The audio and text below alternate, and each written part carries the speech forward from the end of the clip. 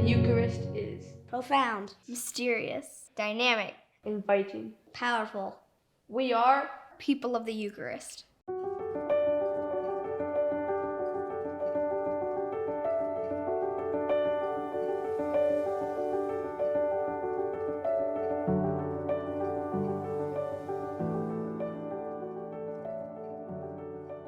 Would you like to know the secret to supreme happiness? Today, we'll discover it. The spiritual life is made up of seasons, and even in the darkest moments, it is important to remind ourselves that spring will come again. What is unchanging allows us to make sense of change. The 6 lessons I am about to share with you have served me well in every season. Over the past 35 years, I have experienced many seasons in my spiritual life. Long stretches of great spiritual consistency, other stretches when I've been inconsistent in my prayer, times of resistance and times of surrender, seasons of great patience and seasons of selfish impatience, periods when I couldn't wait to get to prayer and periods when I had to force myself to keep showing up. Days when I felt the warmth of God's love fill my whole being, and days when I felt so cold it seemed He could not be further away from me. Weeks when I felt I was in the thickest fog, and months when I saw things with great clarity. Seasons of trial when nothing seemed to go right, and seasons of triumph when it seemed nothing could go wrong. The 6 lessons I'm about to describe to you had a seismic impact on my inner and outer life, and I'm confident they will also have a great impact on your life. The definition of seismic is of enormous proportions or effect. I use that word very deliberately here.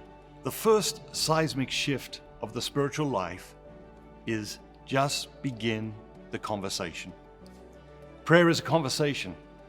Once the conversation has begun, it can lead anywhere. Most important, it will lead to the places it needs to lead to. Never underestimate how important it is to just begin the conversation. The second shift is to ask God what He wants. The second of these great seismic shifts occurs within the conversation when we stop asking God for what we want and start asking what He wants. When we start asking God for advice, direction, inspiration, and guidance, this is a significant moment. When we stop asking Him for things, for favors, and for our will to be done, we begin to open ourselves to much more than His will. We open ourselves to His wisdom. The third shift is give yourself to prayer. This third seismic shift occurs in the inner life when we stop doing our prayer and start giving ourselves to prayer. Giving yourself to prayer means showing up and letting God do what He wants to do with you during that time of prayer.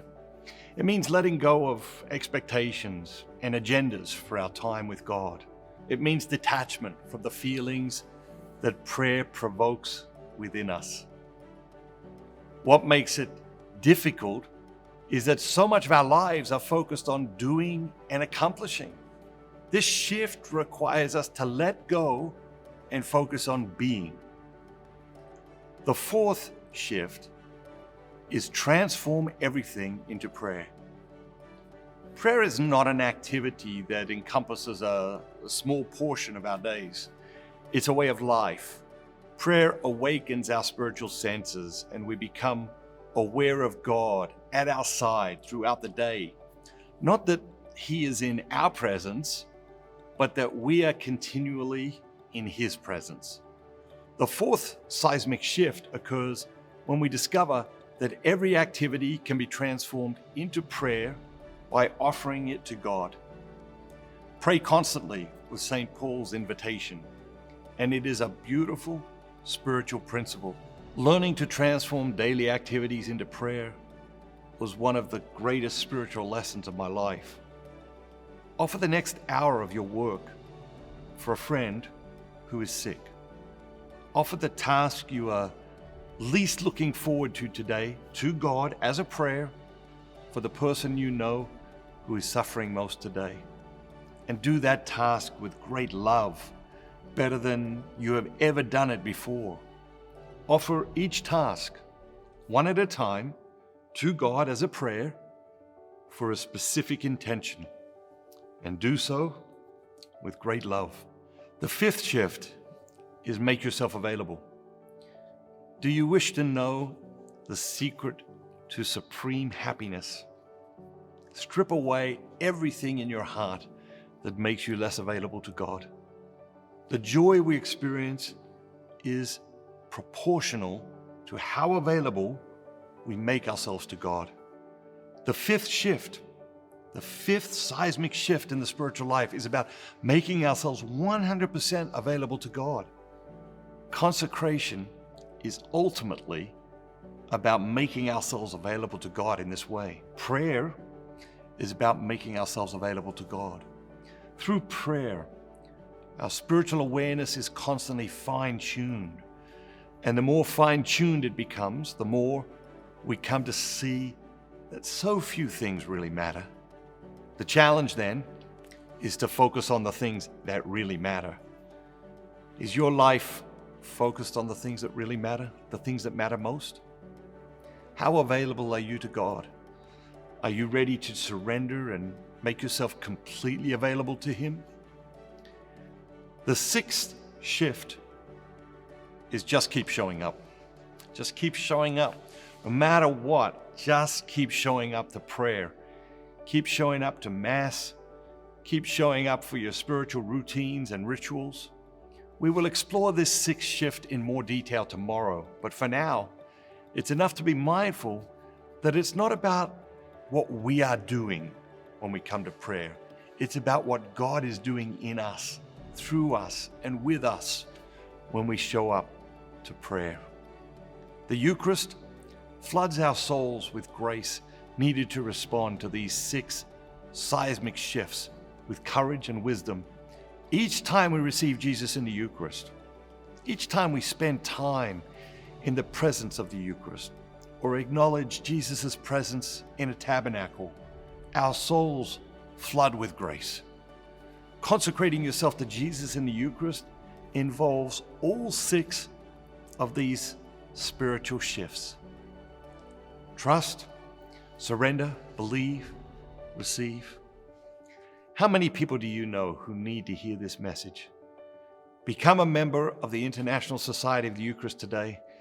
We'll send you a free copy of 33 Days to Eucharistic Glory, a copy of the children's version, a copy of the limited edition journal, which includes an amazing Holy Week retreat. Click on the button below and become a member today. Have a great day, and remember, be bold, be Catholic. We are people of the Eucharist. Jesus, I believe that you are truly present in the most holy sacrament of the Eucharist. Every day, I long for more of you. I love you above all things. and I desire to receive you into my soul. Since I cannot receive you sacramentally at this moment, I invite you to come and dwell in my heart.